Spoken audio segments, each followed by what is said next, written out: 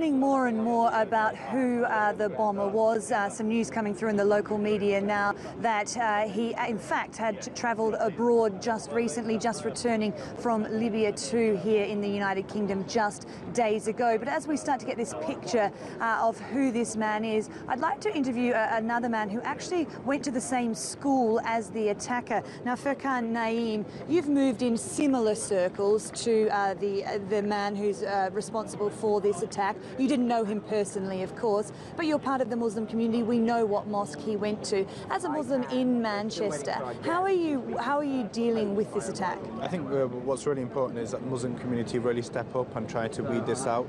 I think there needs to be trust built between the Muslim community and the authorities. Look, Manchester is a resilient place. We will not let terrorism or anything acts like this divide our community or divide people up. And it's taken the Muslim community as a shock. This person was born here, radicalised online probably, but here, and now he's gone and caused this attack. And it's really time for us to step up, work with the authorities to root this out. But let me make this clear, Manchester and the Muslim community here work very well hand in hand with people and communities right across our region, and we'll make sure that this doesn't happen here.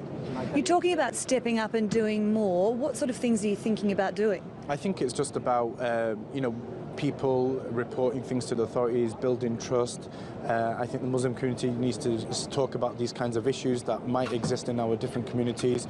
There's time of Ramadan is coming up, we're on the cusp of that as well. So I think it's important that we try and speak about these issues amongst people, get the young people engaged in politics, into democracy and these things, so at least it gives people a bit of hope that they have the ability to change things and get involved. And I think that's an important message. Furquan Naeem, thank you very much. Community organiser here in Manchester. A few more details also emerging about those who are still injured. We understand 20 of them are critically injured in hospital, with injuries ranging from the loss of limbs to serious organ failure, some having shrapnel still lodged inside their bodies. Of course, the heartbreaking stories that are emerging today of families who've been looking for their children for the past couple of days now, haven't heard from them since the attack, and are now arriving at hospital either to discover that their children are severely injured, or even worse, they're among those who make up the death toll.